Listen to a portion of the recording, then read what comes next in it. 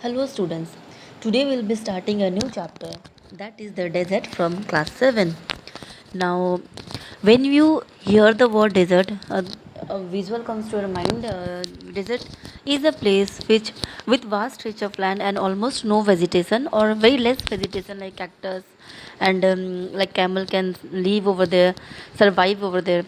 So we have a particular notion regarding the desert, but after reading this chapter, that notion will be changed. Now we all have heard about different kinds of desert, okay, too hot or too cold. So here we'll get a detailed description of what desert is and how do plants and animals, flora and fauna survive over there.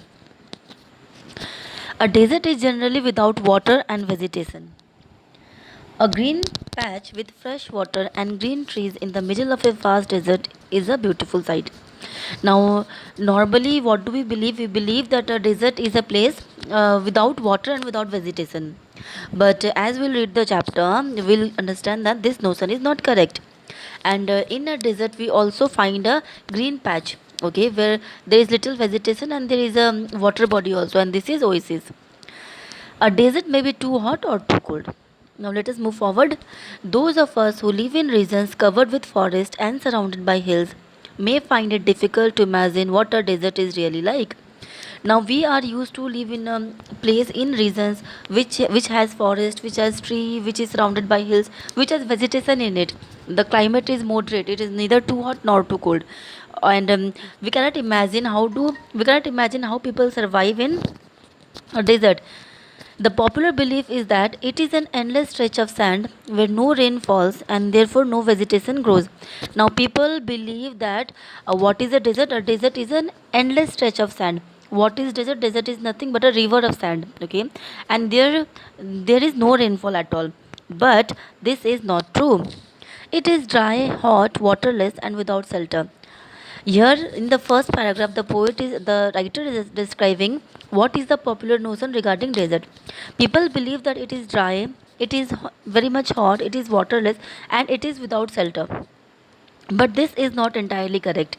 For those who have studied it, the desert can be a beautiful place. But those who have done a detailed study of what desert is, they understand and they know that desert can be a beautiful place.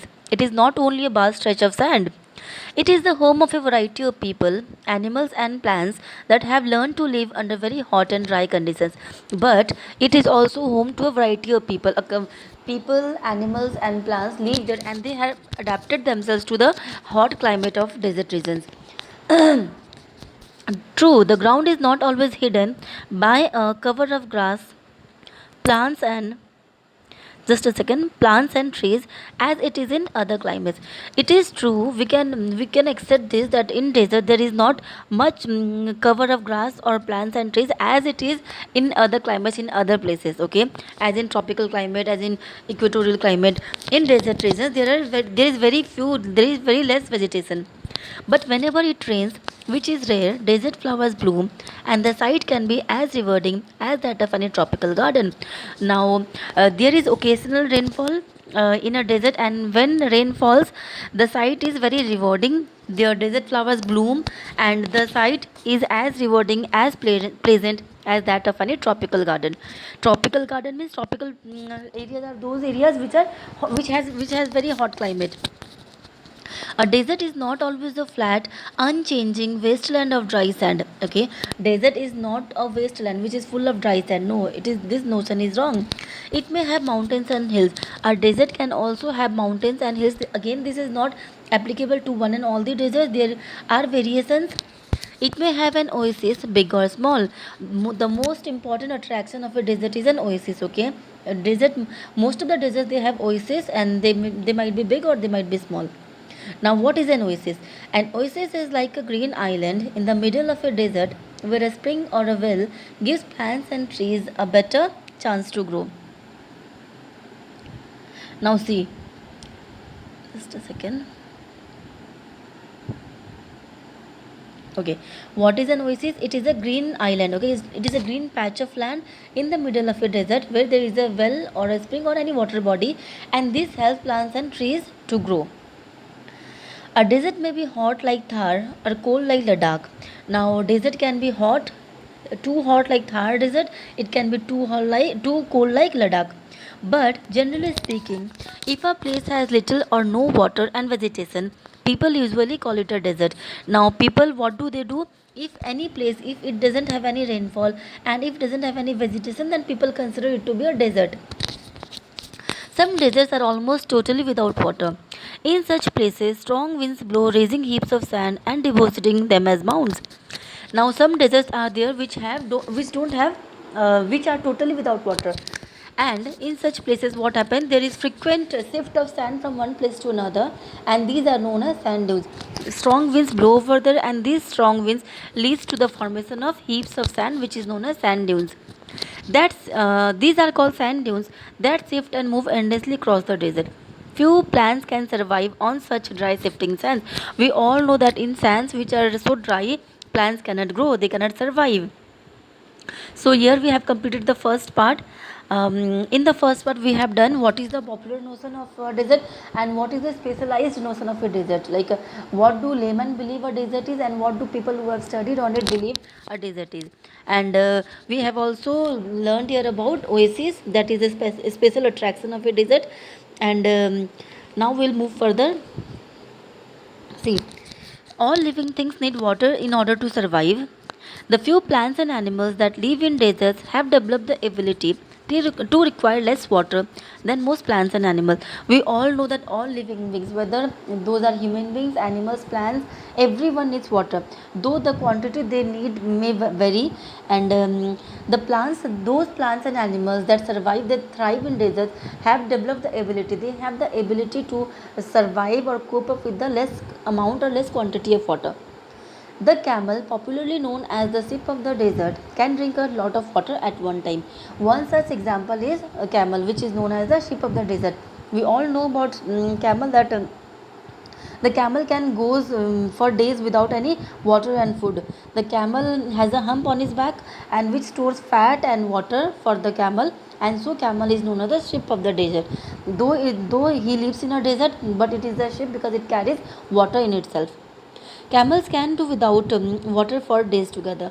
Camels can survive, can live without water. If they don't drink water for a long time also, that is okay for them. They can survive. The reason is they sweat very little. Now, what is the reason behind this camel being able to survive without getting water? Because they sweat a very little. Now, when we feel very hot, we start sweating, and that cools our temperature. Okay, that lowers our temperature.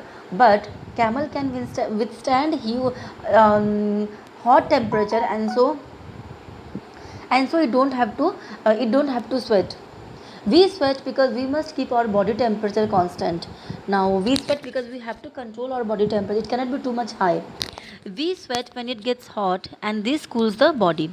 Camels can stand high body temperature. Since camel can tolerate high body temperature, there is no need of sweating, and that is why it doesn't lose the amount of water as we do. So it can survive without drinking water for many days.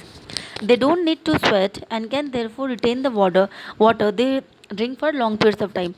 Like our quantity, the need of quantity in our body depends on the level of temperature. Okay, the climatic condition.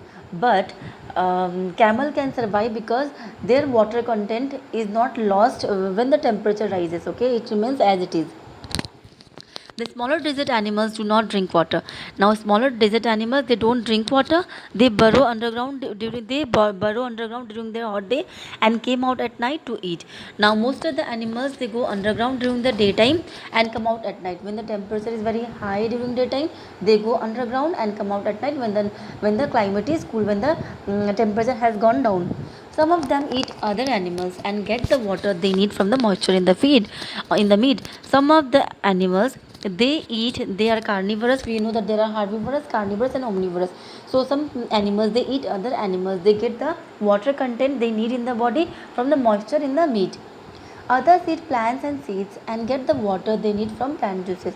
So there are few animals who eat plants and seeds and they get the water content from plant juices. In this way, they manage to survive in desert. Desert plants also adapt themselves to the life they lead. Now we have discussed about animals. The plants, they have also adapted the temperature over there. Cactus plants store water in the thick stems Their roots lie close to the surface of the ground and quickly absorb the moisture from the light rains that occasionally fall. Now we know that we have seen a cactus plant, and cactus is one of the most commonest plant found in deserts, and cactus have thick stems and they have the ability to store water in their stems, okay, and their roots also can absorb water. When rain falls, their roots can absorb water as soon as it rains, okay, because their roots lie close to the ground. The major feature of all desert is of course dryness and variations of temperature. Now all deserts vary in many things, but the most common feature is dryness and variations of temperature.